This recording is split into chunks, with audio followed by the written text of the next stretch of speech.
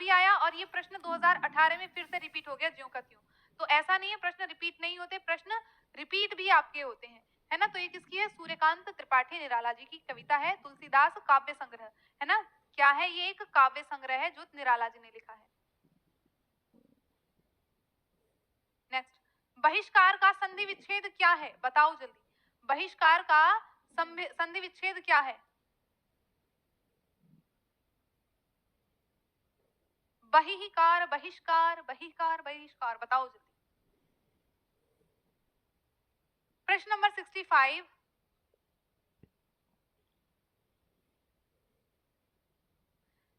Princess नायक बड़ी परेशान बाबू हैं, लेवल 2 के भी हैं, लेवल सबके निकलेंगे, 1 के भी निकलेंगे, 2 के भी निकलेंगे, सबके निकलेंगे, तुम्हारे भी निकलेंगे और हमारे भी निकलेंगे, है ना। थोड़ा सा धैर्य रख लो। अभी 2018, अभी उसके बाद 2016 का पेपर है, उसके बाद 2014 का है, उसके बाद 2013 का है। जब ये हो जाएंगे उसके बाद फिर हमारे लेवल 2 के आएंगे, ठीक है। बही और कार, बहिष्कार यानी कि आपकी क्या?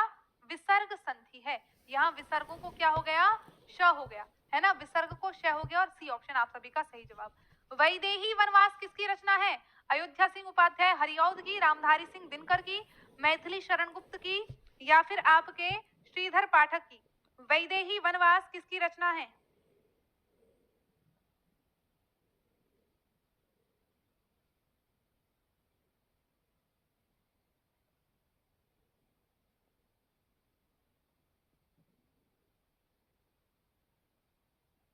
बताओ जल्दी। आपको वैदेही किसको कहते हैं? वैदेही माता सीता का ही उपनाम है, उनको वैदेही कहकर भी पुकारा जाता है ना। तो वैदेही यानी कि सीता जी का जो वनवास है उसकी कथा का मर्मांतक वर्णन किया गया है। और ये किसने लिखा है? ये आपके हरिऔध ने, जो अयोध्या सिंह उपाध्याय हरिऔध, इनकी बहुत सी रचनाएं, एक प्रिय प्रवास भी इनकी प्रसिद्ध रचना है, प्रिय प्रवास, ठीक है। और वैदेही वनवास भी इन्हीं की रचना है। अगर इसके प्रकाशन की बात करें वैदेही वनवास के, तो इसका प्रकाशन 1941 में हुआ था, वैदेही वनवास का प्रकाशन। तो यहाँ पर आपका ए ऑप्शन सही जवाब हो जाता है। सिंपल, आगे बढ़ते हैं। निम्न में पुल्लिंग शब्द का चयन कीजिए। पहिया, लिखावट, पखावज, मंझधार, बताइएगा। पुल्लिंग शब्द का आपको चयन करना है। यहाँ पर क्या ऑप्शन सही होगा आपका?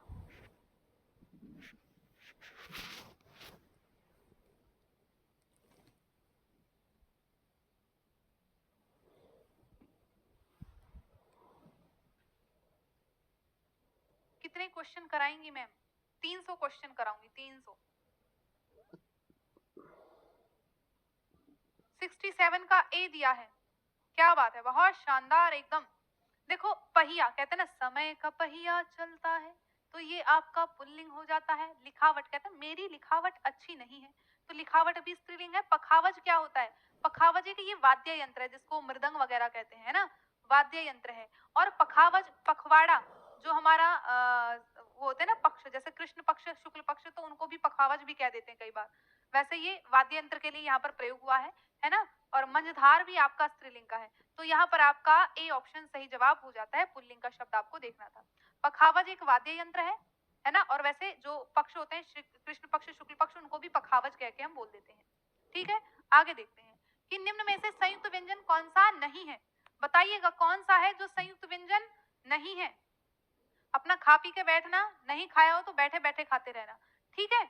लेकिन पढ़ना है, भगना नहीं है यहाँ से, ठीक है। ठीक है, फिलहाल तो प्रैक्टिस सेट चल रहा है नायाब जी, है ना। तो वो आप देख लीजिएगा, आगे की जो योजना है वो आपको यूट्यूब पर ही बता देंगे आगे क्या चलेगा फिलहाल, है ना।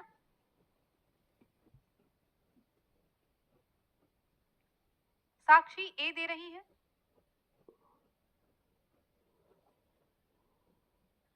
सभी ए दे रहे हैं, बहुत शानदार। य, है ना, ये आपका संयुक्ताक्षर नहीं है, लेकिन यह क्या है?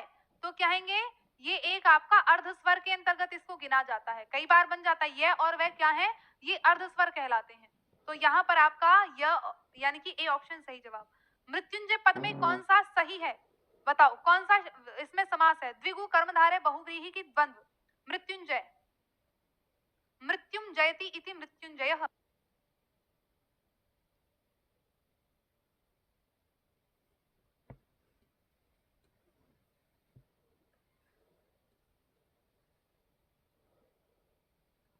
कहाँ त्राग्या, हाँ बिल्कुल क्षत्रज आपके संयुक्त व्यंजन है। मृत्युंजय यानी कि मृत्यु को जीत लिया है जिसने, अर्थात शिव यानी कि बहुव्रीहि है ना, अर्थात शिव का विशेषण है ये। तो मृत्युंजयति इति मृत्युंजय अर्थात जिसने मृत्यु को जीत लिया हो, यानी कि सी ऑप्शन आपका सही जवाब है। आगे बढ़ेंगे, नेक्स्ट प्रश्न कि अलंकार में किस उपसर्ग का प्रयोग है, बताओ जल्दी। अलंकार में किस उपसर्ग का प्रयोग किया गया है? जब हम कोई भी टॉपिक पढ़ना शुरू करते हैं तो उसके शब्द की व्युत्पत्ति किस तरह से हुई है वो बहुत जरूरी हो जाती है। देखो सीधा प्रश्न बन गया, अगर आपने व्युत्पत्ति न पढ़ी होती तो गलत हो जाता। तो अगर इसका विग्रह हम करेंगे तो क्या है, अलम करोति इति अलंकारः, अलम और कार से मिलकर बना है अलंकार, यानी कि डी ऑप्शन आपका सही जवाब हो जाता है। ठीक, आगे देखते हैं वही आपका नेक्स्ट प्रश्न है कि यह पुस्तक किसकी है, इसमें रेखांकित शब्द का पद परिचय दीजिए। रेखांकित शब्द क्या है, यह, तो इसका पद परिचय आपको देना है। सबसे पहले भाई सर्वनाम है, गुणवाचक विशेषण है, संबोधन है या अच्छा इनमें से देखना आपको, बताओ जल्दी। इसका अगर हम देखें ये सार्वनामिक विशेषण है, बिल्कुल है, क्योंकि जब संज्ञा से पूर्व में कोई सर्वनाम लगता है तो वो किसके अंतर्गत आता है, वह एक सार्वनामिक विशेषण के रूप में प्रयोग होगा, है ना। और किसकी है इसमें, सॉरी पुस्तक क्या है भाई, जिसकी विशेषता बताई जा रही है वो तो विशेष्य हो गया, जिस शब्द से बताई जाती है यह, ये विशेषण हो गया, और कैसा है, एक वचन और स्त्रीलिंग का शब्द है, बिल्कुल सही बात है। तो यहाँ पर ए ऑप्शन ही आपका सही हो जाता है। ठीक है, यहाँ पर क्या है, ए ऑप्शन ही आपका सही हो जाता है। और अब आगे बढ़ते हैं आपका नेक्स्ट प्रश्न, विश्लेषण शब्द का विलोम क्या होगा? विश्लेषण शब्द का विलोम क्या होगा? विश्लेषण का मतलब क्या होता है भाई, विभिन्न भागों में बांटकर टुकड़ों में तोड़ तोड़ कर पढ़ना, तो विश्लेषण का मतलब तोड़ना और संश्लेषण का मतलब जोड़ना।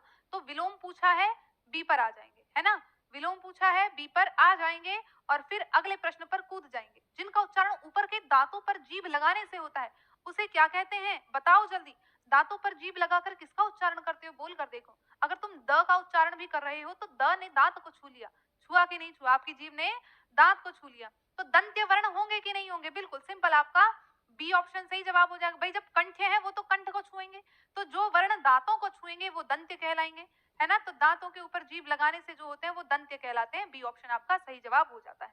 तो आगे बढ़ते हैं नेक्स्ट, निम्न में से ऊष्म व्यंजन कौन से हैं? ऊष्म व्यंजन जिनका उच्चारण करने से आपके मुख से गर्म भाप निकलती है, आएगा प्राइमरी का भी जूनियर का भी सब आएगा, दिक्कत मतलब। श श स ये कैसे हैं आपके ऊष्म व्यंजन है, सिंपल है। आगे बढ़ जाओ, अत्यधिक का विलोम बता दो क्या है, अत्यधिक का विलोम क्या होना चाहिए बताओ। जो सबसे कम है, सबसे अधिक है उसका सबसे कम निकाल दो, तो अत्यल्प है ना, अत्यल्प है ना, तो अत्याधिक तो होगा नहीं, अत्यधिक होता है। अनधिगत जिसको समझ में ना आए वो अनधिगत, जिसको पढ़ा नहीं है अनधीन, तो यहाँ पर आपका केवल और केवल ए ऑप्शन सही जवाब है। आगे देखते हैं, ऋत का विलोम बताइए, ऋत का विलोम क्या होता है। देखो ऋत की बात करें तो ऋत का मतलब होता है सत्य, ठीक है। ऋत शब्द का अर्थ क्या है, सत्य को दिखाते हैं कि ऋतम वदिष्यामि अनृतम न वदिष्यामि। जब वहां जाते हैं ना, मतलब जज के सामने, तो जज के सामने पुस्तक पर हाथ रखकर कहा जाता है कि जो कहूंगा, सच के सिवा कुछ नहीं कहूंगा। और उसी को संस्कृत में कहा जाता था, जो पुराने समय में राजा महाराजाओं के समय भाई जब संस्कृत का चलन था तो वो कहते थे कि ऋतम वदिष्यामि अनृतम न वदिष्यामि, सत्य कहूंगा, सत्य के सिवा कुछ नहीं कहूंगा। तो अनृत कहते हैं सत्य को, तो ऋतम और अनृतम यानी कि आपका ए ऑप्शन सही जवाब हो जाएगा। ठीक है, अनृत का मतलब हो गया झूठ, विकीर्ण का मतलब फैला हुआ, अनैक्य का जो एक नहीं है बिखरा हुआ है वो अनैक्य, वक्र माने टेढ़ा। संकल्प शब्द में उपसर्ग बताइएगा, क्या होगा संकल्प शब्द में उपसर्ग, सभी शेयर करेंगे सेशन को, है ना। और जितने भी आप देख रहे हैं सभी लाइक करते चलिएगा। संकल्प का उपसर्ग क्या होगा, आप जानते हैं, कल्प इसमें शब्द है मूल, और उपसर्ग क्या है, तो सम उपसर्ग पूर्वक कल्प शब्द में, है ना। ये आपका बनकर बना है संकल्प, यानी कि ए ऑप्शन आपका सही जवाब हो जाता है। आगे देखते हैं कि मुझसे खड़ा भी हुआ नहीं जाता, कौन सा वाच्य है, अभी तो पढ़ा था हमने थोड़ी देर पहले, मुझसे खड़ा भी नहीं हुआ जाता, मुझसे तो हुआ जा रहा है खैर, लेकिन वाक्य के आधार पर जब आपकी असमर्थता नजर आए, है ना, भाव की असमर्थता जहां नजर आती है वहां हमारा भाववाच्य हो जाता है। ठीक जी, और फिर आगे देखें, तद्भव और इसके तत्सम का कौन सा मेल गलत है, बताइएगा कौन सा मेल गलत है। लौंग लवंग आंत अंतर लुनाई लावण्यता आयसु आदेश, बताएगा जल्दी।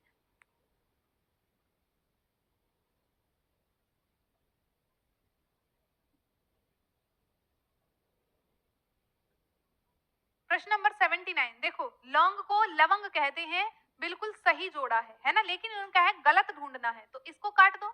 आंत कहते हैं ना, आंत हमारे शरीर में, तो उसको अंत्र कहते हैं, आंत को अंत्र कहते हैं, ये भी आपका सही है। आयसु को आदेश कहते हैं, लेकिन ये गलत है, ये वाला जोड़ा क्यों गलत है? देखो लुनाई का मतलब जो है, जहां नमकीन नमक होता है वो लुनाई हो गया, तो लुनाई को लवणता कहते हैं, इसका विशेषण के रूप में अगर आप प्रयोग करोगे तो लवणता होगा। अब लावण्यता का मतलब क्या है? लावण्यता ये सुंदरता को दर्शाता है। अगर लावण्यता की बात करें तो कहते हैं स्त्रियों का गुण होता है, स्त्री की सुंदरता जो होती है तो उसको लावण्यता कहते हैं, तो स्त्री का गुण होता है, उसको लावण्यता कहते हैं, और लवणता ये नमकीन को दर्शाता है, नमक को, है ना, तो ये लवणता हो गया। तो लुनाई का विशेषण लवणता होगा, न कि लावण्यता, इसलिए आपका क्या होगा? सी ऑप्शन सही जवाब हो जाता है। देखो कौन है नायब, आपका जो हेल्पलाइन नंबर है ना, आप यहाँ पर एक बार कॉल करो, 97 11 44 96 96, ठीक है? कुछ भी जानकारी चाहिए यहाँ पर मैं नहीं दे पाऊंगी आपको, कुछ भी जानकारी, केवल पढ़ने से रिलेटेड जो भी मैं पढ़ा रही हूँ यही डाउट क्लियर होंगे आपके। आगे देखो, लेखक और उसकी रचना का कौन सा जोड़ा गलत है? संस्कृति के 4 अध्याय, रामधारी सिंह दिनकर, रसज्य रंजन, आचार्य महावीर प्रसाद द्विवेदी, स्कंदगुप्त, लक्ष्मी नारायण मिश्र, अशोक के फूल, आचार्य हजारी प्रसाद द्विवेदी। तो बताइएगा कौन सा जोड़ा आपका गलत है?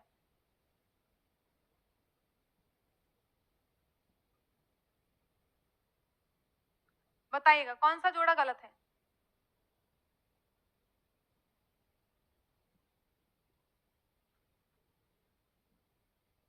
शहजादी हुसैन डी दे रही हैं, अच्छा वो आप 79 का दे रहे हैं। 80 पर आ गए हम, 80 का जवाब दो जल्दी से।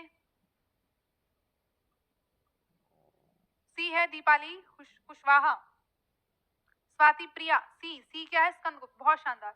तो ये इसके रचनाकार कौन है? लक्ष्मी नारायण मिश्र जो है स्कंदगुप्त के रचनाकार कौन है? तो कहेंगे जयशंकर प्रसाद। ये जो नाटक है ये स्कंदगुप्त नाटक है, किसने लिखा है? तो जयशंकर प्रसाद ने लिखा है, न कि लक्ष्मी नारायण ने। बाकी सभी आपके कथन सत्य हैं, इसलिए हमें जोड़ा, गलत जोड़ा ढूंढना था, तो गलत जोड़ा है आपका सी, ठीक है? गलत जोड़ा क्या है? C option. आगे बढ़ते हैं, नेक्स्ट आपका कि भाषा शिक्षण की पद्धति नहीं है, कौन सी है जो भाषा शिक्षण की पद्धति नहीं है? किंडरगार्टन, मॉन्टेसरी, डेक्रोली या अभिक्रमित अनुदेशन, बताइएगा भाषा शिक्षण की पद्धति कौन सी नहीं है? प्रश्न नंबर 21 आ गया है आपका, ये पेडागोजी का प्रश्न, तो 2 4 1 2 ऐसा ही प्रश्न आएगा आपका पेडागोजी का, ज्यादा नहीं पूछे जाएंगे, 3 से 4 प्रश्न मान के चलेंगे हम, ठीक है?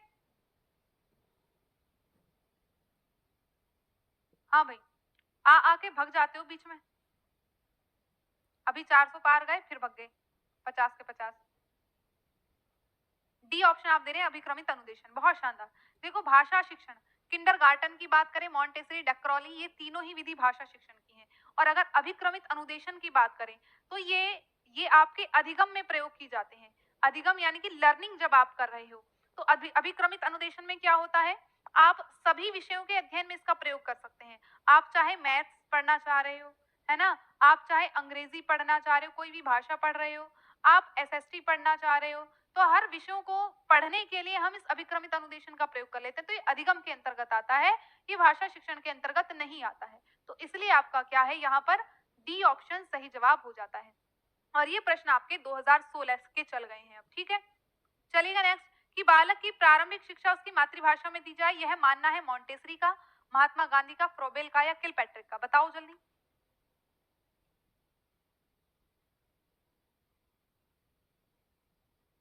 प्रश्न नंबर 82 पेडागोजी का ही प्रश्न है कि भाषा की बच्चे की प्रारंभिक शिक्षा हो किसमें? मातृभाषा में।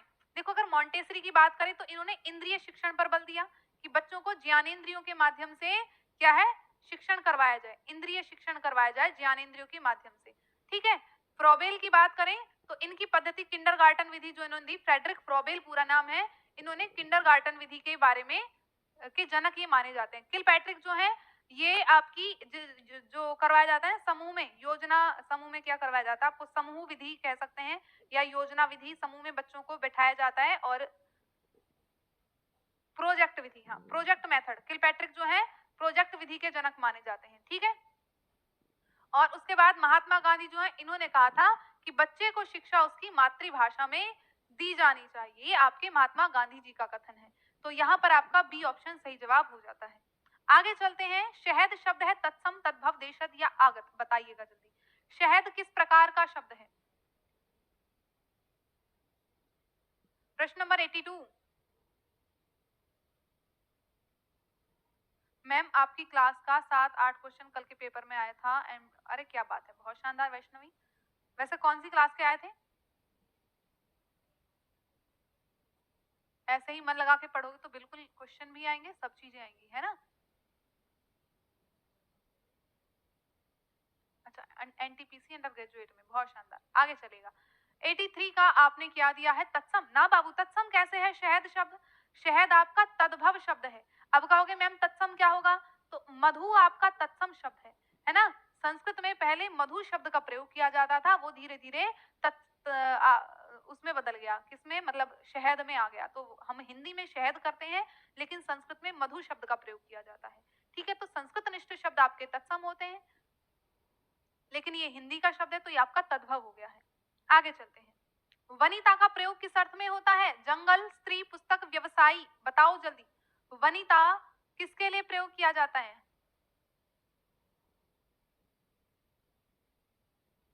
प्रश्न नंबर 84। वनिता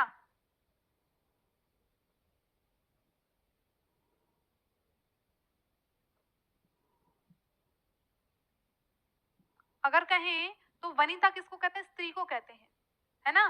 स्त्री के पर्यायवाची और क्या क्या हो सकते हैं? वामा, वनिता, अत्री,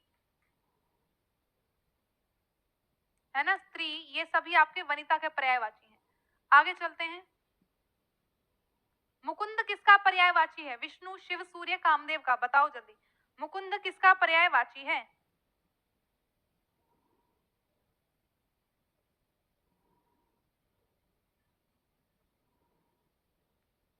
अत्रि, अत्रि नहीं, त्रिया,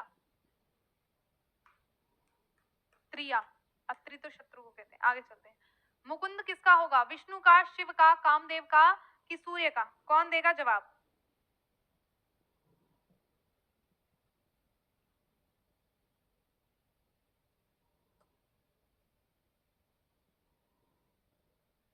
मुकुंद हम किसको कहते हैं? तो भाई मुकुंद कहते हैं विष्णु को।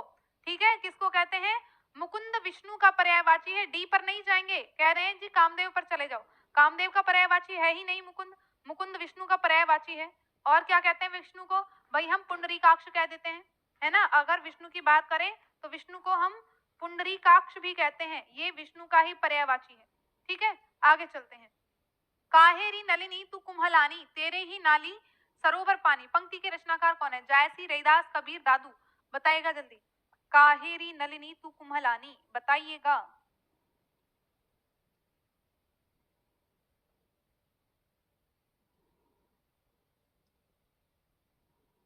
बहुत शानदार। तो यहाँ पर आप जा रहे हैं ए पर, जायसी नहीं जी, ये आपके कबीर का है ना। याद रखना ये कबीरदास जी का है। तो काहेरी नलिनी तू कुम्हलानी, तेरी ही नाली सरोवर पानी, ये पंक्ति के रचनाकार कबीरदास हैं। और आगे बढ़ जाएंगे। आचार्य रामचंद्र शुक्ल का निबंध संग्रह बहुत प्रसिद्ध है, बता दीजिएगा। आचार्य रामचंद्र के शुक्ल का जो प्रबंध संग्रह, निबंध संग्रह है, वो किस नाम से है? माटी का फूल, चिंतामणि, क्षण बोले कण मुस्काए, आलोक पर्व। तो अगर इनके निबंध संग्रह की बात करें तो प्रबंध चिंतामणि, है ना। चिंतामणि आ गया। पूरा नाम कहें तो इसका पूरा नाम है प्रबंध चिंतामणि। ये इनका निबंध संग्रह है आचार्य रामचंद्र शुक्ल का। ठीक, बी ऑप्शन। और नेक्स्ट देखेंगे, निम्न में वर्तनी की दृष्टि से कौन सा शब्द युग्म शुद्ध है? बारात, बसंत, बारात, बसंत, बारात, वसंत, बारात, वसंत, बताइएगा जल्दी। वर्तनी की दृष्टि से कौन सा शब्द युग्म शुद्ध है? प्रश्न नंबर 88। चाहूंगी मैं आप जल्दी से उत्तर देंगे, बढ़िया सा एकदम शुद्ध वाला। प्रश्न नंबर भी डालना है आपको और उसके बाद जवाब। मुझे समझ नहीं आ रहा आप कौन से प्रश्न का जवाब दे रहे हैं। प्रीति गोस्वामी 89 का जवाब दे रहे हैं, क्या बात है। प्रीति एक प्रश्न आगे चल रही है जिस पर हम अभी आए ही नहीं है। शिल्पा चाहल बी दे रही हैं, बारात बसंत डी पर भी है, यानी कि यहाँ पर दिल गलती कर बैठा है। कुल मिलाकर बात ये है, देखो हम अधिकांशतः जब बोलते हैं तो हम कहते हैं बारात, है ना। बोलने में तो हम बारात कहते हैं लेकिन शुद्ध आपका बारात होता है, ठीक है। लेखन में बारात शुद्ध माना जाता है लेकिन बारात नहीं, हालांकि दोनों शब्दों का प्रयोग करेंगे, लेकिन वर्तनी की दृष्टि से आपका बारात शुद्ध माना जाता है, पहली बार पता चला होगा, याद कर लेना, ठीक है। और इसके बाद आती है बसंत, है ना। तो लेखन की दृष्टि से यानी कि वाचन की दृष्टि से तो हम बसंत का प्रयोग भी वसंत ऋतु के लिए करते हैं, लेकिन लेखन की दृष्टि से वसंत आपका शुद्ध शब्द माना जाता है।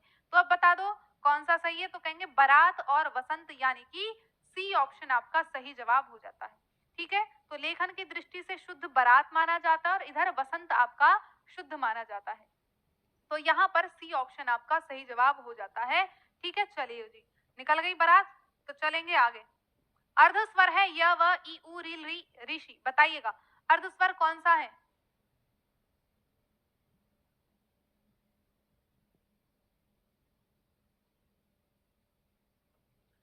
अर्धस्वर हमने अभी देखा था भाई, ये और वह को अर्धस्वर कहा जाता है, कहा जाता है कि नहीं कहा जाता।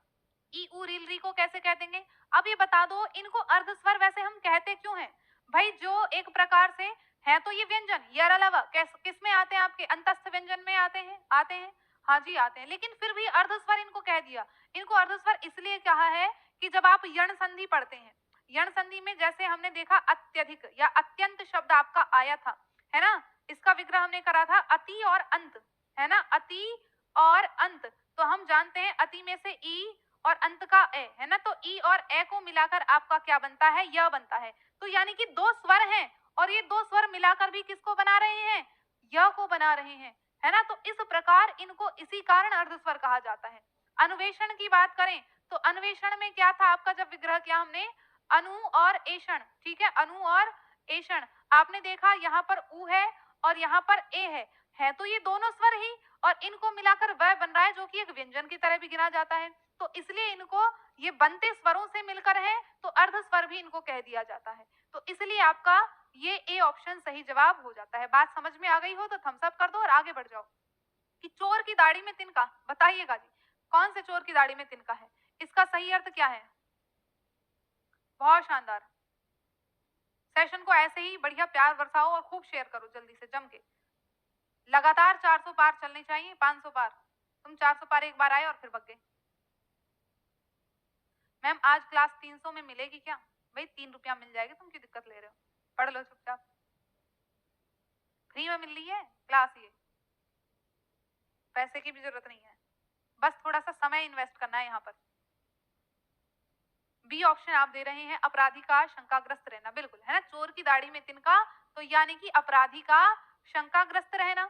एक बार कही बात को दोहराते रहना, वाक्यांश के लिए एक शब्द है आगार, प्राक्कथन, पिष्टपेषण या प्रस्तावना, बताइएगा एक बार कही बात को बार बार दोहराना क्या कहलाता है।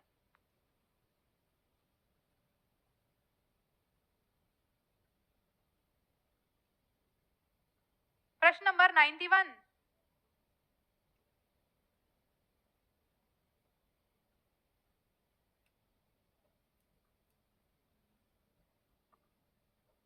ए अच्छा बी दे रहे हैं प्राक्कथन।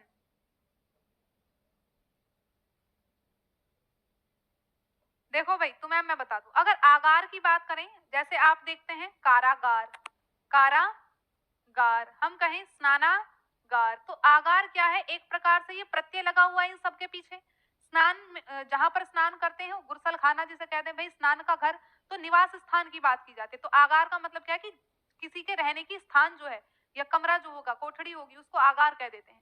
प्राकथन, प्राक का मतलब क्या होता है, पूर्व, प्राक का मतलब क्या होता है, पूर्व, तो पूर्व कथन प्राक कथन कहलाता है, ठीक है। प्रस्तावना, जो पाठ को पढ़ने से पूर्व प्रस्तावना, अब ये जो पृष्ठपेषण है ये होता है एक बार कही बात को बार बार दोहराना, ये तो नया शब्द हो गया।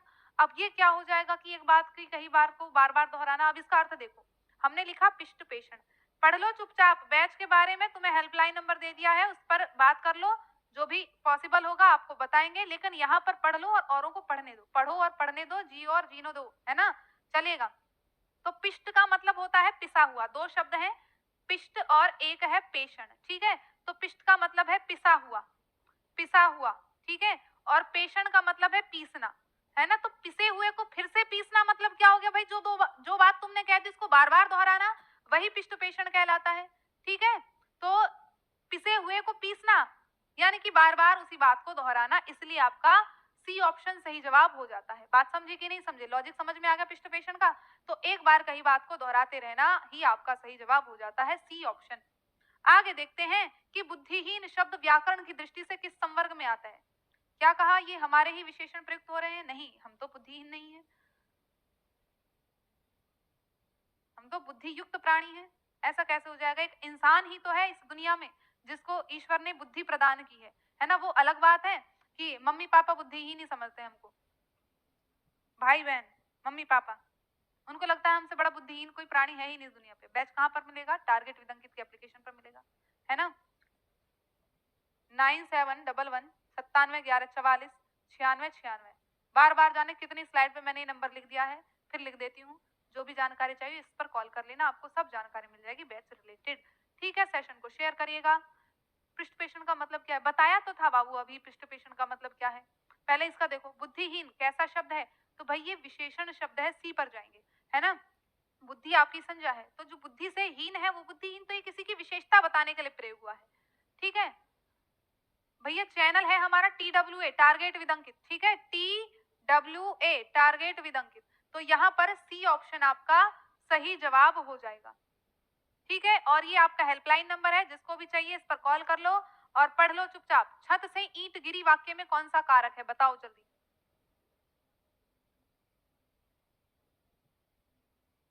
वो ये ना, घर की मुर्गी दाल बराबर। भैया कितनी मेहनत कर लो पर घर की मुर्गी दाल बराबर ही रहती है।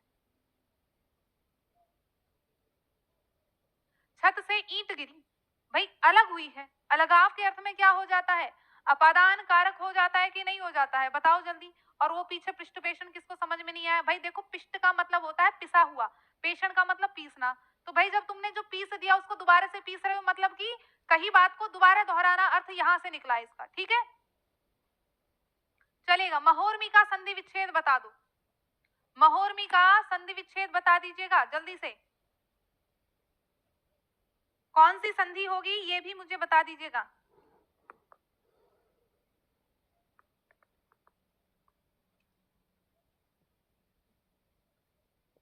बहुत शानदार भाई, सेशन को ऐसे ही शेयर करो, बढ़िया। महा और ऊर्मी है, महा और ऊर्मी, महोर्मी आपका हो गया, यानी कि सी ऑप्शन आपने दिया। और कौन सी संधि होगी? गुण संधि हो जाएगी कि नहीं होगी? बताओ जल्दी। यहां पर गुण संधि हो जाएगी कि नहीं होगी? बिल्कुल सही जवाब। आगे देखेंगे। नेक्स्ट, समष्टि का विपरीतार्थी क्या होगा? समष्टि का विलोम पूछा है।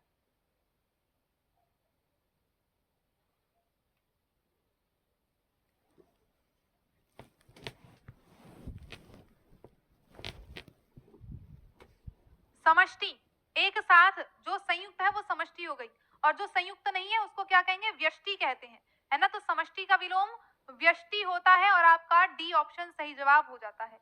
आगे देखेंगे। नेक्स्ट, करपट का तद्भव बता दो। चलिएगा, ये करपट शब्द क्या है? इसका ये एक तत्सम शब्द है, तो इसका तद्भव क्या होगा? बताइए जल्दी। करपट, कारपेट को कहते हैं, कपट को कहते हैं, कपूर को कहते हैं, या कपड़ा को कहते हैं। डी ऑप्शन दिया है। 95 96 पर आए भाई, 95 का तो दे दिया तुमने, 96 का जवाब दीजिएगा। 96 षटनवति। मैम जी बस 100 तक करवाना ना बाबू, मैं तो नहीं मानू, करवाऊंगी तो पूरे ही। कमर कस लो बिल्कुल ढंग से। डी ऑप्शन बहुत शानदार। करपट किसको कहते हैं? कपड़े को कहते हैं। कपूर का क्या हो जाएगा? कर्पूर, कहते हैं ना, कर्पूर गौरम करवावतारम। कपट कहते हैं किसको? किवाड़ को, सॉरी किवाड़ को नहीं, कपट तो छल कपट को कहते हैं, और किवाड़ को क्या कहते हैं? कपाट कहते हैं। अगर किवाड़ की बात आएगी तो किवाड़ को कहते हैं कपाट, है ना? और कपट तो छल को कहते हैं छल कपट मिटाना है जग से, प्रभु हिम्मत दो हमको। चलेगा। रमणीय में कौन सा प्रत्यय है?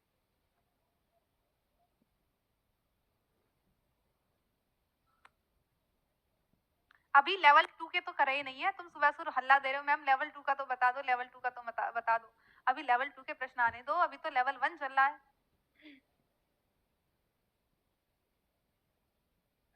मैम पृष्ठ पेषण नहीं, पृष्ठ पोषण। अच्छा, पृष्ठ पोषण देखो मुस्कान, पृष्ठ पोषण कहते हैं फीडबैक को। ठीक है, कहते हैं ना पृष्ठ पोषण देना। आपने पेडागोजी में पढ़ा होगा, संस्कृत उसमें हिंदी की में पृष्ठ पोषण शब्द आता है। तो पृष्ठ पोषण का मतलब होता है फीडबैक। फीडबैक देना, है ना। अब इसमें रमणीय में क्या है आपका अनियर प्रत्यय है, क्या है अनियर प्रत्यय हो जाता है, बी ऑप्शन नहीं ए ऑप्शन सही होगा, बी पर जा रहा ई है, क्यों भाई, भाई रमण और रमण में अनीय प्रत्यय लगा दिया, रमणीय अनियर प्रत्यय है इसमें आपका, ठीक है, ई नहीं है, मुझे पता था ये गलती आप करोगे, तो इस गलती को सुधारिएगा और अनीय पर पहुंच जाइएगा। ये अनीय प्रत्यय जो है एक प्रकार से ये संस्कृत का ही प्रत्यय है, इसको संस्कृत में हम कहते हैं अनियर, इस प्रत्यय को संस्कृत में कहते हैं अनियर और हिंदी में कह दिया हमने अनीय, ठीक है। तो रमणीय में अनीय प्रत्यय है आपका।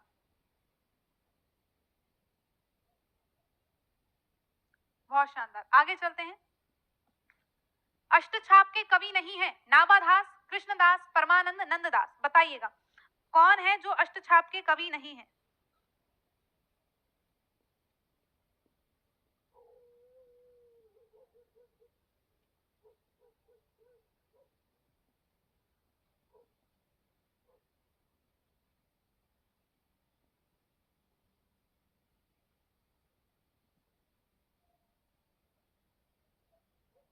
देखो यहां पर अगर बात करें कृष्णदास, परमानंद, कुंदन दास और एक आपके कुंभन दास, कुंभन दास, ये हमारे अष्टछाप के कवि हैं, लेकिन जो नाभादास हैं ये आपके अष्टछाप के कवि नहीं है, ठीक है। तो यहां पर हम कहेंगे ए ऑप्शन पर पहुंच जाएंगे, ठीक है।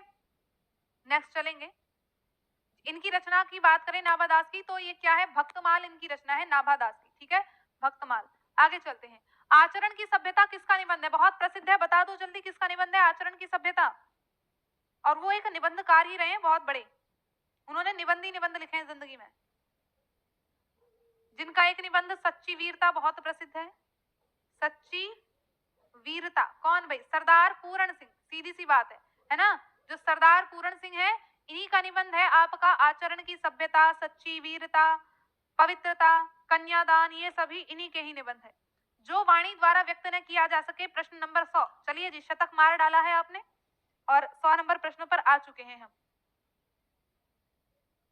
मैम जी बता दीजिए कब चालू होगा, कब चालू होगा, क्या होगा शिवाक्षी, क्या चालू करवाना है।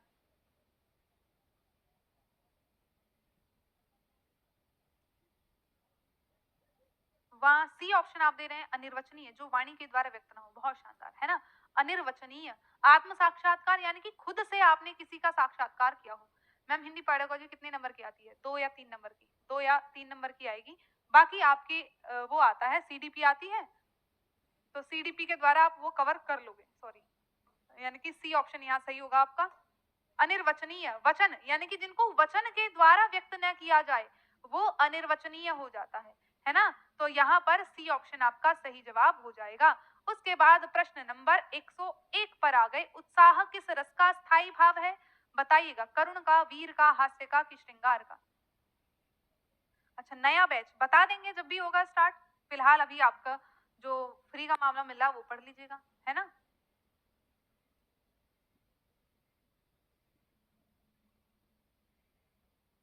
प्रश्न नंबर उत्साह, भाई हमें पता है वीर रस का स्थायी भाव उत्साह होता है, करुण रस का स्थायी भाव शांत होता है, वीर रस का आपका उत्साह होता है, हास्य का आपका हास होता है, श्रृंगार का आपका रति होता है, ठीक है। चलेगा, आगे चलते हैं। कवितावली के रचनाकार हैं कौन,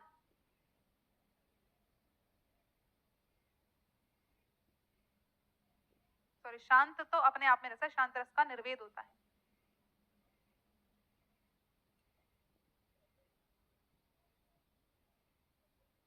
हाँ करुण का शोक होगा, करुण रस का क्या है आपका शोक, और एक रस आता है आपका शांत रस, इनके स्थायी भाव रख लेना, शांत का आपका निर्वेद हो जाता है।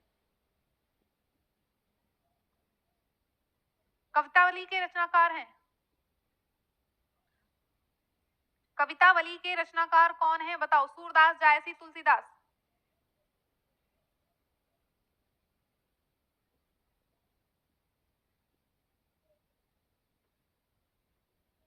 तो कहेंगे भाई आपके तुलसीदास, है ना, सीधी सी बात है, सी ऑप्शन, जो तुलसीदास है उनकी रचना है कवितावली, है ना। आगे चलते हैं, भूषण किस काल के कवि हैं, वीर गाथा, भक्ति काल, रीति काल की आदि काल, बताओ जल्दी, भूषण किस काल के कवि हैं।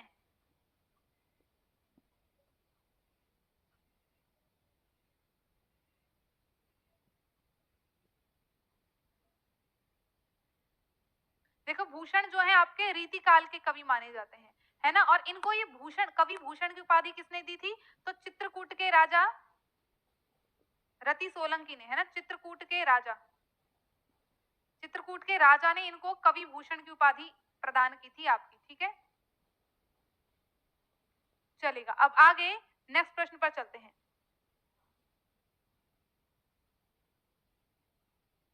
विनय पत्रिका की भाषा कौन सी है? अवधी, खड़ी बोली, ब्रज भाषा। देखो विनय पत्रिका है किसकी रचना ये भी बता दो, और जब रचना पहचान में आ जाएगी तो बोली भी आपको समझ में आ जाएगी, है ना। तो विनय पत्रिका किसकी रचना है? तो कहेंगे गोस्वामी तुलसीदास की रचना है। विनय पत्रिका के लेखक कौन है? तुलसीदास है। और तुलसीदास ने किस भाषा में रचना करी है आपकी? तो गोस्वामी तुलसीदास ने ब्रज भाषा में रचना करी है। आपका सी ऑप्शन सही जवाब हो जाएगा, है ना। तो यहाँ पर सी। और आगे बढ़ जाते हैं। ट वर्ग में किस प्रकार के व्यंजन है? कंठ है, तालव्य, मूर्धन्य की दंत्य। उच्चारण स्थान की बात कर दी इन्होंने फिर से, तो बता दीजिएगा ट वर्ग में आपके किस प्रकार के व्यंजन आते हैं? तो ट वर्ग में आपके ऋतु रसाणाम मूर्धा सूत्र आता है आपका री टू रसाणाम मूर्धा, है ना। अब री का मतलब री वर्ण हो गया, टू का मतलब ट वर्ग हो गया, र और श, इनका उच्चारण स्थान मूर्धा से किया जाता है। तो सी ऑप्शन हमारा सही जवाब हो जाता है। और इसी तरीके से हम छठे प्रश्न पर आ जाते हैं कि अंधेर नगरी के लेखक की अंधेर नगरी चौपट राजा, टके सेर भाजी टके सेर खाजा, है ना। ये एक नाटक किया करते थे कभी हम बचपन में, हम याद है हमें, बहुत किया है। तो है किसका ये नाटक, ये बता दो। अंधेर नगरी के लेखक कौन है?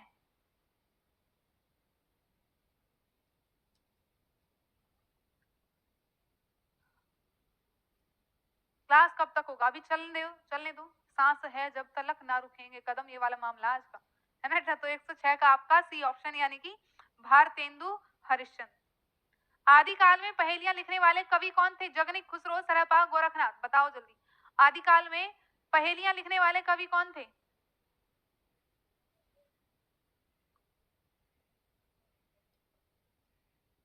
भाई आपके जो अमीर खुसरो हैं, है ना, अमीर खुसरो जो है ये आदिकाल में पहेलियां इन्होंने लिखी थी। पहेलियां जो सबसे पहले पहेलियों के माध्यम से काव्य की रचना की थी अमीर खुसरो ने। इनका पूरा नाम अबुल हसन था। अमीर खुसरो का नाम क्या था? अबुल हसन था। अबुल हसन इनका नाम था। और अगर इनके गुरु की बात करें, अमीर खुसरो का गुरु कौन था? तो निजामुद्दीन औलिया को इनका गुरु माना जाता है। निजामुद्दीन औलिया इनके गुरु माने जाते हैं अमीर खुसरो के, ठीक है। और आगे बढ़ेंगे आपके नेक्स्ट प्रश्न पर कि पेड़ से बंदर कूदा वाक्य में कौन सा कारक है? बहुत सिंपल सिंपल आ रहे हैं, व्याकरण के तो बहुत अच्छे प्रश्न हैं। कि पेड़ से बंदर कूदा कौन सा कारक है? बिल्कुल शिवानी, कि मुकरियां और पहेलियां कौन लिखते थे? खुसरो जी ही लिखते थे। तो भाई पेड़ से बंदर कूदा कूदा तो भाई उसके हाथ पैर टूट गए, अलग हो गए, अपादान हो गया। भाई बंदर के नहीं टूटते हैं, हम कूद जाएंगे तो हमारे टूट जाएंगे, लेकिन बंदर तो ऐसे ऐसे छलांग लगा देता है, उसको कुछ नहीं होगा। श्रृंगार रस का स्थायी भाव बता दो। हास, रति, क्रोध, उत्साह, बताइएगा। हास, रति, क्रोध और उत्साह, श्रृंगार रस का स्थायी भाव।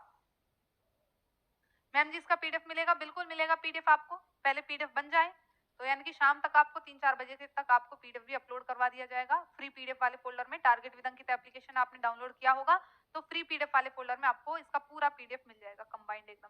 तो यहाँ पर आ जाते हैं श्रृंगार रस का स्थायी भाव जानते हैं रति यानी कि बी ऑप्शन। और आगे बढ़ जाते हैं, निम्न में से तद्भव शब्द है भ्रमर, अग्नि, मस्तक, मछली। बताइएगा कौन सा शब्द आपको तद्भव लग रहा है? प्रश्न नंबर 110 यानी कि 10 नंबर प्रश्न पर आ गए हैं। 10 का उत्तर आपका है बी। 10 का उत्तर बी दे रहे हैं। बी क्या है? अग्नि। और आमरीन चौधरी, सरिता, अच्छा अभी 109 पर ही हो तुम। डी ये दे रहे हो। विक्की चौहान सी दे रहे हैं। सी मस्तक, अच्छा जी। सी कैसे हो जाएगा बाबू? यहाँ तद्भव पूछा है। भ्रमर किसको कहते हैं? भौरे को कहते हैं। सब शुद्ध है। अग्नि आग को कहते हैं, तो अग्नि का तद्भव आग होता है, मस्तक का तद्भव माथा होता है। आप ये थोड़ी कहते हो कि मेरे मस्तक में बहुत दर्द हो रहा है ना। सामान्य बोलचाल में कहते हैं माथे में दर्द हो रहा है, सिर में दर्द हो रहा है। लेकिन मछली, मछली आपका तद्भव है और इसका तत्सम बनेगा मत्स्य। क्या बनता है? मत्स्य बनता है। तो मछली को मत्स्य कहते हैं और इन्होंने यही कहा है कि कौन सा शब्द तद्भव है, इसलिए आपका क्या होगा? D option. मछली आपका तद्भव शब्द है और मत्स्य आपका तत्सम हो जाएगा, और हमको आपका तद्भव शब्द ही ढूंढना था। आगे चलते हैं। चौपाई छंद के प्रत्येक चरण में कितनी मात्राएं होती हैं? बताओ जल्दी। चौपाई छंद के प्रत्येक चरण में कितनी कितनी मात्राएं होती हैं?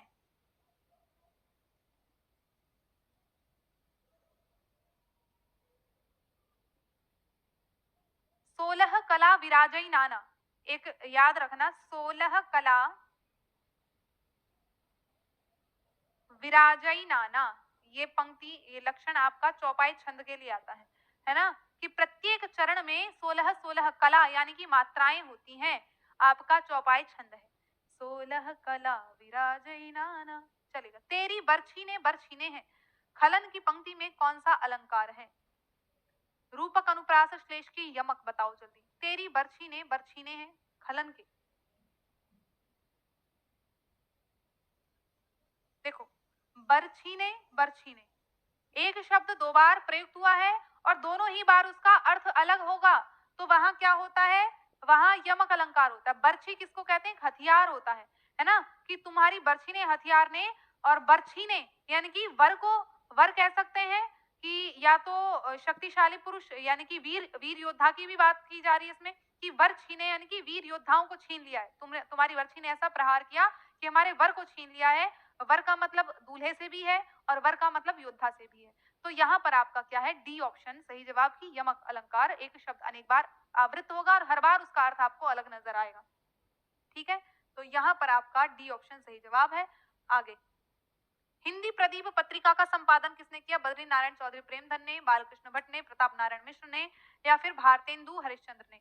बताइएगा, हिंदी प्रदीप पत्रिका का संपादन किसने किया?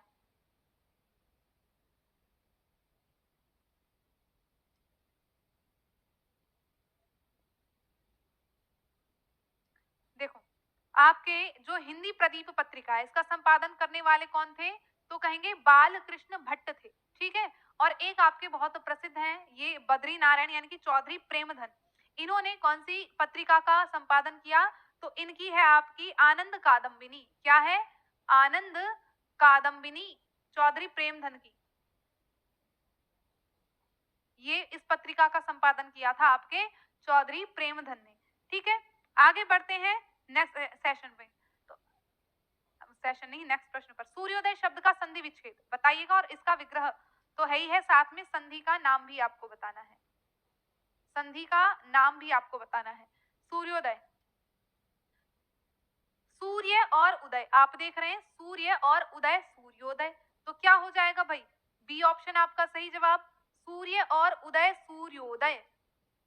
ए और उ को मिलकर ओ हो जाता है। ठीक है, नेक्स्ट देखेंगे आपका, क्या यथाशक्ति में समास है? अव्ययी भाव तत्पुरुष द्विगु की कर्मधार है। पूर्व पद जब अव्यय होता है तो वहां अव्ययी भाव समास होता है, यानी कि पूर्व पद में उपसर्ग का प्रयोग हो, सभी उपसर्ग अव्यय कहलाते हैं। तो अगर यथा यहाँ पर क्या है? ये अव्यय है ना, तो यहाँ पर आपका अव्ययी भाव समास सिंपल आपको नजर आ ही रहा है। तो यहाँ पर 115 का क्या हो जाएगा? ए ऑप्शन सही जवाब। ठीक है, सेशन को सभी शेयर करते रहेंगे साथ साथ। इनमें कौन सा शब्द तद्भव है? सोए तो नहीं है, नींद तो नहीं आई है, या क्लास बोरिंग तो नहीं लग रही है आप सभी को? है ना, बोरिंग लग भी रही होगी तो क्या कर लोगे बताओ? पढ़ना तो पड़ेगा ही, है ना। तो इससे बढ़िया है कि अपने आनंद में मजे ले लेकर पढ़ो अपने आप ही, क्योंकि चीज को बोरिंग बनाना और उसको मजेदार बनाना हमारे ऊपर डिपेंड करता है। अगर हमको आलस आ रहा है, आनंद आनंद नहीं आ रहा है, तो उसमें नुकसान भी हमारा ही है। तो अपने आप ही उसमें आनंद लेना सीखो। जिंदगी का रस इसी में ही है, पढ़ाई में ही। पढ़ाई से बढ़िया कुछ नहीं है जिंदगी में। कौन सा शब्द तद्भव है? मधुप, मधुकर, भ्रमर या भमरा? तद्भव है भाई, सीधा सीधा कह रही है भमरा, भौरा, है ना। तो भमरा आपका तद्भव है, बाकी सभी आपके कैसे हैं? भ्रमर के ही पर्यायवाची हैं। ठीक है, और सारे तत्सम शब्द हैं। नेक्स्ट देखो, मुद्री का तत्सम शब्द क्या होगा? मुद्री, मुद्री का तत्सम शब्द क्या होगा? मुंच, मुद्री, मुद्रिका, मुद्रिका। मुद्री कहते किसको है? कौन बताएगा? बताओ जल्दी।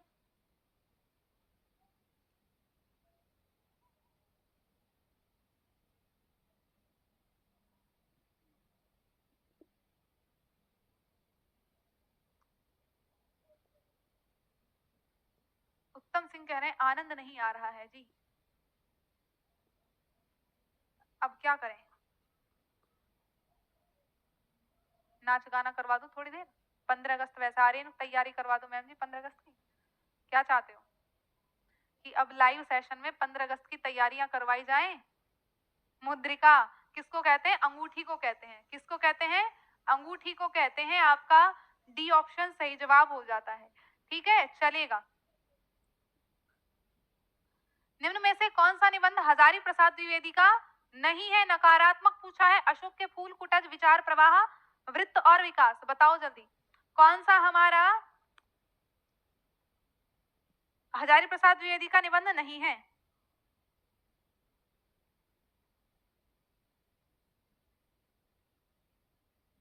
तो कहेंगे डी।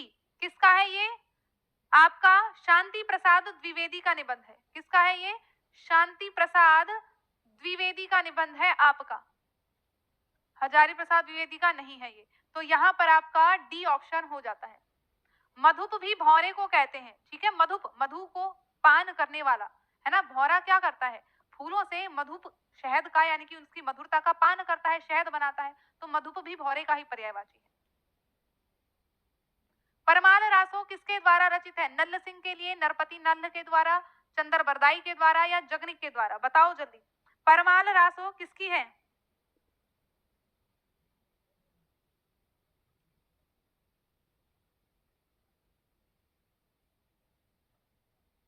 देखो अगर बात करें परमाल रासो, तो परमाल रासो किसकी है? ये जगनिक की है, जो आल्हा खंड में लिखी गई है ना।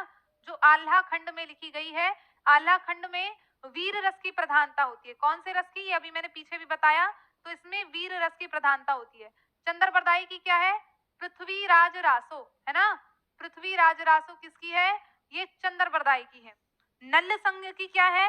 नल्ल सिंह की है आपकी विजयपाल रासो। क्या है?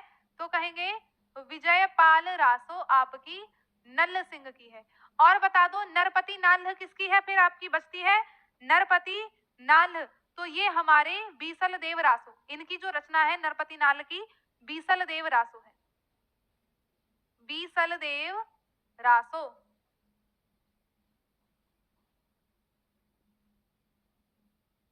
आपका यहां पर डी ऑप्शन सही है। क्या है? D option. दुल्हिन गावहु मंगलाचार, हम घरी आए राजा राम भरतार। ये किसकी पंक्तियां हैं? तुलसीदास, कबीरदास, सूरदास, रईदास। बताओ जल्दी। दुल्हिन आए, दुल्हिन गावहु मंगलाचार, हम घर आए भरतार। भाई ये आपकी कबीरदास जी की पंक्ति है। किसकी है ये? हम पास हो जाएं, फेल कोई ना हो। हाँ, कोई नहीं होगा फेल, दिक्कत नहीं लेनी है। कबीरदास जी हैं तो क्या ही दिक्कत है, आ जाओ आगे। मृगावती किसकी रचना है? उस्मान की, मंजन की, कुतुबनकी की, जायसी की? बताओ जल्दी मृगावती किसकी रचना है?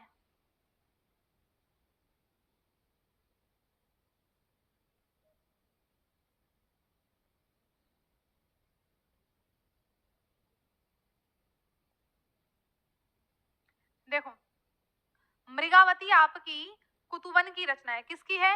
कुतुबन की रचना है आपकी मृगावती। बहुत शानदार। भाई सी पर क्यों जा रहे हो? बी होगा आपका। कुतुबन की रचना है आपकी मृगावती। और अगर उस्मान की रचना की बात करें तो इसकी रचना का नाम है चित्रावली। उस्मान की रचना क्या है? तो इसकी रचना का आपका नाम है चित्रावली। मंझन की रचना क्या है? तो मधुमालती आपकी मंझन की रचना है। मधु मालती। जायसी आप जानते ही हैं, तो आपका आगे बढ़ते हैं नेक्स्ट प्रश्न पर कि निम्न में से शुद्ध वर्तनी वाला शब्द है अंतरराष्ट्रीय। वर्तनी शुद्धिकरण करना है। जायसी की याद नहीं है? पद्मावत, अखरावट, मलिक मोहम्मद जायसी। जायसी का पूरा नाम क्या है? मलिक मोहम्मद जायसी। मलिक मोहम्मद जायसी, पद्मावत, अखरावट।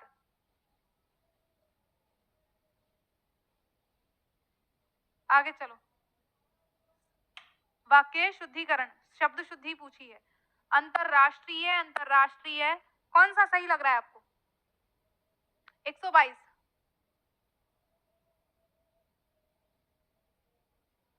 नेहा यादव मैम, में आप मेरी भाभी की फ्रेंड हो, अभी पता चला। अच्छा, क्या बात है। निम्न में से शुद्ध वर्तनी वाला शब्द है अंतरराष्ट्रीय। अंतरराष्ट्रीय, मैं आप सबकी फ्रेंड हूँ, क्यों दिक्कत ले रहे हो, है ना। बस पढ़ो आराम से मन लगा के।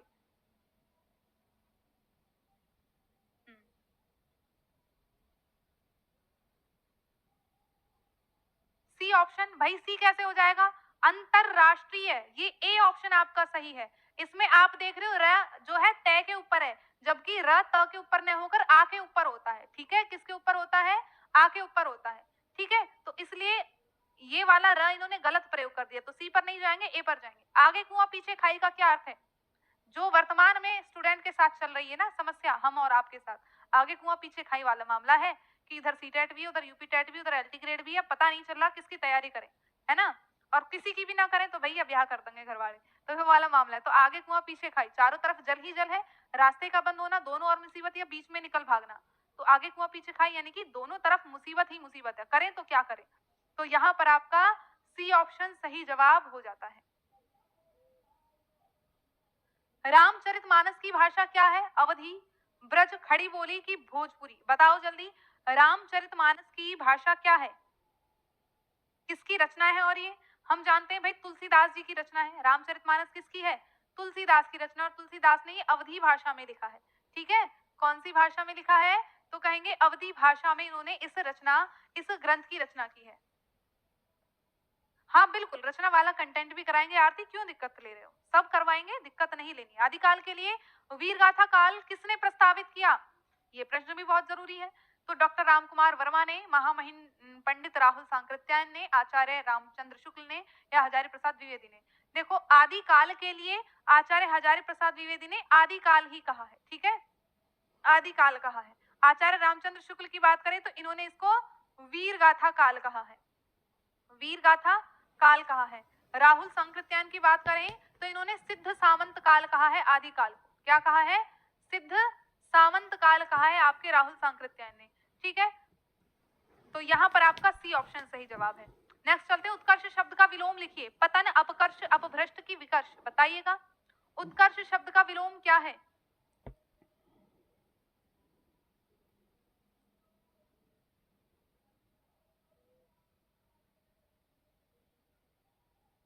हाँ, रामकुमार वर्मा ने क्या कहा है, रामकुमार वर्मा ने चारण काल और संधि काल, रामकुमार वर्मा जो है इन्होंने चारण और संधि दो नाम दिए हैं, चारण काल और संधि काल।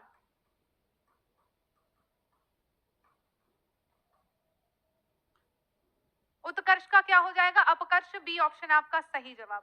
आगे देखो, आनंद कादम्बनी के संपादक कौन थे, अभी पीछे मैंने आपको बताई थी। ये आनंद कादम्बनी क्या है, एक रचना है, पत्रिका है, और इस पत्रिका का संपादन किसने किया, चंद्रधर शर्मा गुलेरी ने, की चौधरी प्रेमधन ने। अभी पीछे ही हमने पढ़ा था कि बद्री नारायण चौधरी प्रेमधन जो है इन्होंने आनंद कादम्बनी ग्रंथनी पत्रिका का संपादन किया।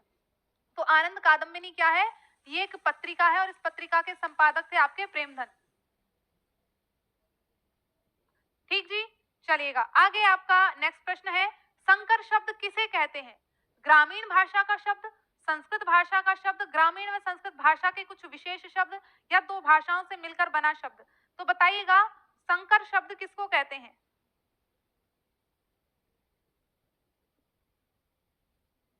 भाई संकर का मतलब है मिश्रण, जब दो भाषाओं का मिश्रण हो जाता है तो उनके मिश्रण से जो शब्द बनता है उसको संकर कहते हैं।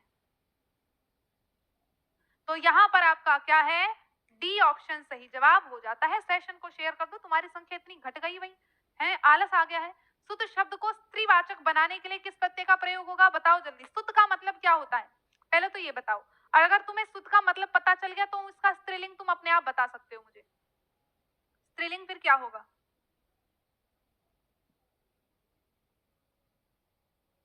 डी आप दे रहे हैं 128 का, बहुत शानदार। सुत का मतलब कहते हैं पुत्र को, सुत यानी पुत्र को कहते हैं, और इसको जब स्त्रीलिंग बनाएंगे तो हम कर देते हैं सुता, है ना, सुता यानी कि पुत्री। तो इसमें आप प्रत्यय जोड़ेंगे और आपका स्त्रीलिंग बन जाएगा। ठीक है, सुत का मतलब होता है पुत्र, और पुत्री कह देंगे सुता। नेक्स्ट आपका, नाक का बाल होना मुहावरे का अर्थ क्या है, बताओ जल्दी। 2014 के चल रहे हैं आपके, नाक का बाल होना,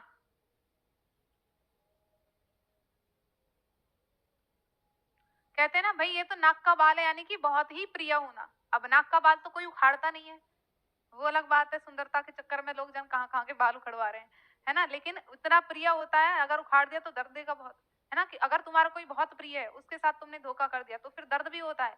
तो इसलिए नाक का बाल है तो वो प्रिय ही चाहे। तो यहाँ पर आपका अधिक प्रिय होना सी ऑप्शन सही जवाब है। अश्व का पर्यायवाची शब्द निम्न में से कौन सा नहीं है? घोड़ा, घोटक, कटक है, बताओ जी कौन सा नहीं है? अश्व का पर्यायवाची कौन सा नहीं है?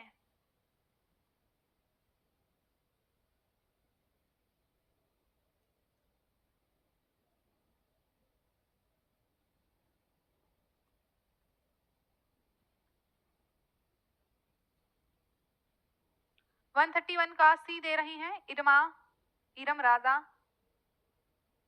सी पक्का सभी का, बहुत शानदार। घोड़ा, घोटक है, अश्व, बाजी, तुरंग ये सभी उसके, लेकिन कटक, कटक एक तो स्थान का भी नाम कहते हैं ना, अटक से कटक तक, कश्मीर से कन्याकुमारी तक भारत की जो सीमाएं बताते हैं, है ना। और कटक समूह को भी कहते हैं, किसको कहते हैं? समूह को भी कटक कहा जाता है। आगे चलें, जो एक स्थान पर टिककर नहीं रहता उसके लिए एक शब्द कौन सा है? जो एक स्थान पर टिककर नहीं रहता।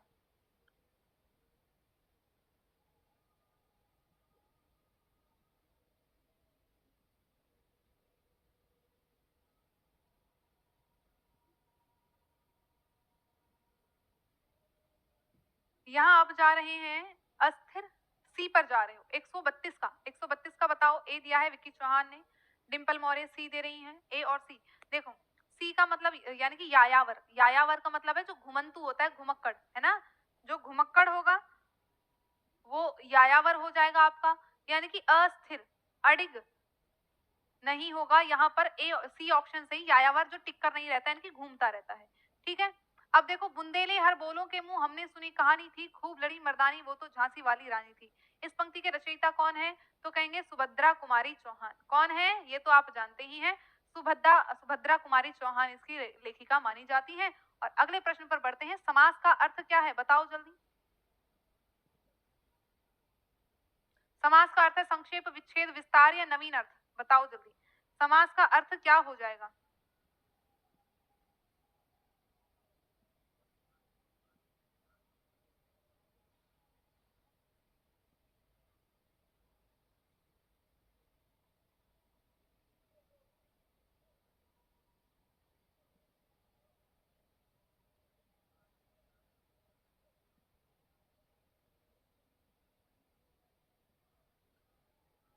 संक्षेप, सीधी सी बात है ना। आगे चलते हैं। भाषा के संबंध में उपचारात्मक शिक्षण, देखो 2014 में फिर से आ गया उपचारात्मक शिक्षण से प्रश्न आपका। तो बताइएगा इसका क्या उत्तर सही होना चाहिए? उपचारात्मक शिक्षण।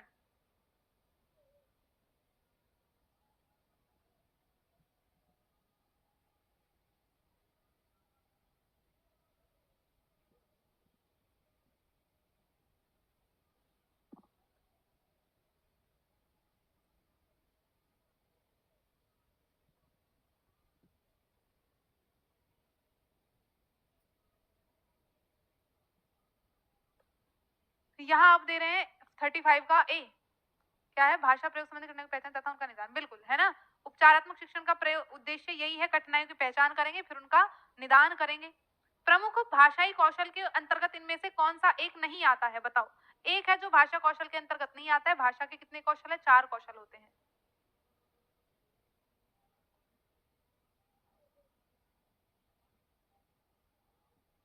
कितने कौशल होते हैं? 4 कौशल। सुनना, बोलना, पढ़ना, लिखना। लेकिन हंसना ये कौशल थोड़ी है, ये तो गुण है ना। हंसना ये तो हमारा एक गुण है, हमारा व्यक्तित्व है। किसी को रोना ही आता है, किसी को हंसना ही आता है ना। चलेगा। हिंदी दिवस मनाया जाता है 14 सितंबर को, वैसे है तो क्रिया ही हंसना भी एक प्रकार से। 5 सितंबर को, 2 अक्टूबर को, 26 जनवरी को हिंदी दिवस। तो 14 सितंबर सब जानते ही हैं आप, इतना तो मुझे पता ही है। तो आपका क्या है? 14 सितंबर को हिंदी दिवस हम मनाते हैं और सेशन को शेयर करते जाते हैं। कर लो चुपचाप, आगे बढ़ जाओ। काव्य शिक्षण का उद्देश्य है भाषा में प्रयुक्त होने वाले विराम चिन्ह। 2014 में पूछे गए प्रश्न है, देख लो पेडागोजी के ये। तो काव्य शिक्षण क्यों करवाया जाता है? बताओ जल्दी। देखो, अगर गद्य शिक्षण की बात की जाए, अगर बात की जाए गद्य शिक्षण, गद्य शिक्षण में आपको कहानियां आदि के माध्यम से पढ़ाया जाएगा। तो इसका उद्देश्य क्या होता है कि भाषा को समग्र रूप में प्रस्तुत करना, है ना। भाषा को समग्र रूप में प्रस्तुत करना, समग्र रूप में प्रस्तुत करना इसका उद्देश्य होता है गद्य शिक्षण का। और अगर आपका काव्य शिक्षण की बात हो, है ना, काव्य शिक्षण की बात हो, तो ये रस की अनुभूति और आनंद की अनुभूति के लिए किया जाता है, मनोरंजन के लिए किया जाता है, रुचि के लिए किया जाता है, आनंद के लिए किया जाता है ना। तो यहाँ पर डी ऑप्शन आपका सही जवाब हो जाएगा। काव्य, कविताएं जब गाते हैं, बच्चा जब एडमिशन लेता है, वो ट्विंकल ट्विंकल लिटिल स्टार गा रहा है, उसको नहीं पता इसका मतलब क्या है, उसको आनंद आ रहा है गाने में, तेज तेज चिल्लाने में, बोलने में, गाने में, है ना। और जब बच्चे आनंद लेते हैं तो वो कनेक्ट करते हैं भाषा से, है ना, वो पढ़ने के प्रति इंटरेस्ट दिखाते हैं, रुचि दिखाते हैं। तो बच्चे की पढ़ाई के प्रति, शिक्षण के प्रति रुचि उत्पन्न करने के लिए काव्य शिक्षण करवाया जाता है। निम्न में से किस वाक्य में विशेषण का प्रयोग होता है? राम जाता है, सीता फल खाती है, मेरी गाय काली है, जल्दी उठना स्वास्थ्यवर्धक होता है। तो किस में विशेषण का प्रयोग हुआ है?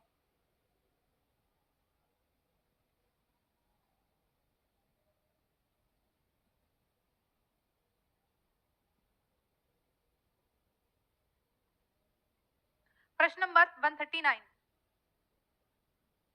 विक्की चौहान सी दे रहे हैं, टीचिंग विद कल्पना सी, उत्तम सिंह, अब आनंद आ रहा है, एकता का हेलो, क्या बात है भाई?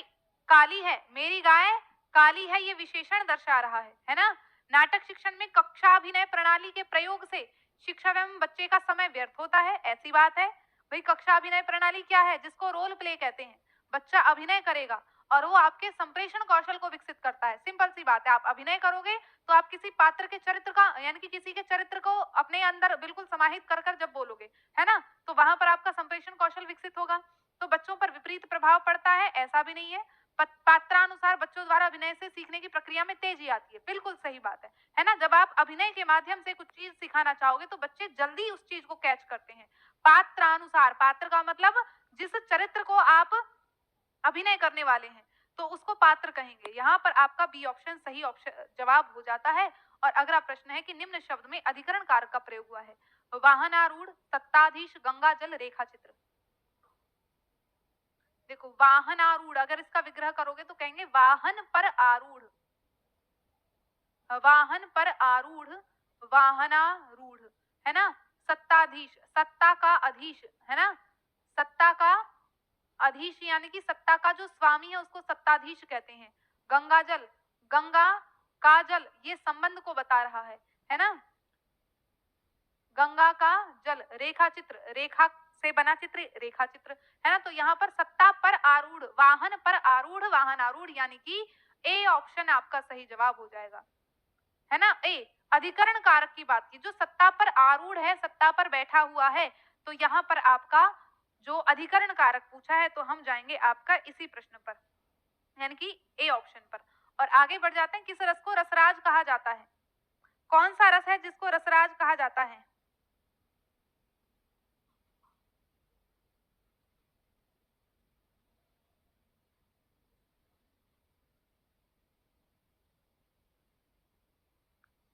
वीर हास्य रस।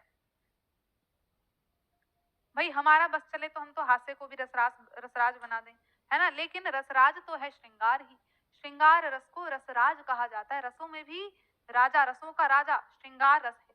आगे चलते, घनानंद को किस युग का कवि माना जाता है?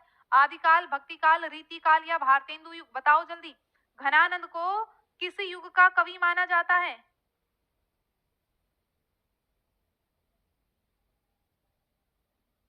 इनको प्रेम काव्य का कवि माना जाता है कि इन्होंने प्रेम काव्य लिखे हैं बहुत ज्यादा, है ना। तो और वो किस में लिखे गए? वो रीति काल में, रीति प्रधान, जो जहाँ रीति प्रधानता, रीति की प्रधानता थी, वो रीति काल है। और रीति काल में प्रेम काव्य ज्यादा लिखे गए हैं, तो यहाँ प्रेमाश्री काव्य धारा के अंतर्गत आते हैं। तो घनानंद है आपके, सी ऑप्शन सही जवाब हो जाता है। नेक्स्ट आपका, निम्न में से शुद्ध वर्तनी वाला शब्द बता दो भाई, चलेगा। शुद्ध वर्तनी बहुत आपकी पूछी जा रही है। 2014 के चल गए हैं, फिर हमारा 2013 और उसके बाद लेवल 2 के आ जाएंगे, ठीक है। तो लेवल 2 तक थोड़ा सा और इंतजार, आपने इतना कर लिया तो थोड़ा सा और कर लो। सी ऑप्शन आप दे रहे हैं, आशीर्वाद, बहुत शानदार, है ना। आशीर्वाद आटा भी तो आता है आपका। तो याद रखना, ये र कभी भी शय पर नहीं चढ़ेगा, पिछले वाले में भी कुछ ने गड़बड़ कर दी थी, तो र हमेशा आके ऊपर चढ़ेगा आपका। नेक्स्ट देखोगे, को से किस कारक चिन्ह का बोध होता है? कर्म का, करण का, संप्रदान का, कि अधिकरण का? कर्ता ने कर्म को करण से के द्वारा संप्रदान के लिए अधिकरण में पर ऊपर। तो को से कौन सा कारक चिन्ह आपका आता है? तो कहेंगे कर्म कारक आता है। कौन सा आता है? तो कह देंगे कर्म कारक आपका आता है। सच्चिदानंद हीरानंद वात्स्यायन का उपनाम क्या है? बताओ जल्दी। देखो अगर हरिऔध की बात करें तो इनका पूरा नाम क्या है? इसका क्या हो जाएगा आपका? सी।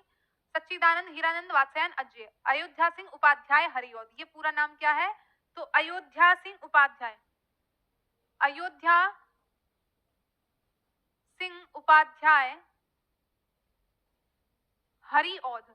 निराला सुमित्रा नंदन पंत निराला। सुमित्रा नंदन पंत। गुलेरी चंद्रधर शर्मा गुलेरी। चंद्रधर शर्मा। चंद्रधर शर्मा गुलेरी आपका हो जाएगा। ठीक है, आगे चलते हैं। बिहारी के प्रसिद्ध हैं कविता, सवैया, दोहा या पद? बताओ जल्दी, बिहारी का क्या प्रसिद्ध है?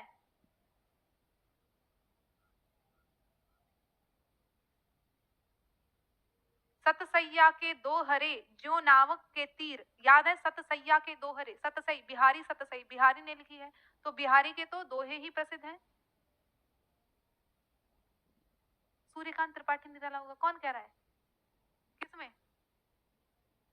ओहो सुमित्रानंदन, ओहो ये मैंने गलत कर दिया। सुमित्रानंदन सूर्यकांत त्रिपाठी निराला, सही बात है, सही बात है ना? सुमित्रानंदन पंत सूर्यकांत त्रिपाठी निराला। पता नहीं दिमाग कहाँ था मेरा। सूर्यकांत त्रिपाठी निराला।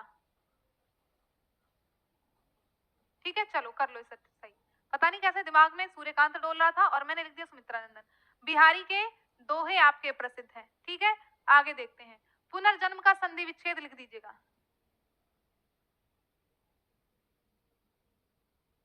हाँ भाई, लेवल 2 का भी होता है यूपी टेट और लेवल 1 का भी होता है। अभी लेवल 2 के प्रश्न आने वाले हैं और थोड़ी सी देर इंतजार कर लो, है ना? अब देखो पुनर्जन्म कहें तो पुनः और जन्म, पुनर्जन्म, इसमें विसर्ग संधि है। आगे चलें। शोक किस रस का स्थायी भाव है? शांत, करुण, हास्य। देखो अगर वीर के स्थायी भाव करें तो उत्साह होता है ना? हास्य की बात करें, हास्य का तो हास होता है, करुण का शोक होता है और शांत का निर्वेद होता है। ठीक है, तो यहाँ पर आपका बी ऑप्शन सही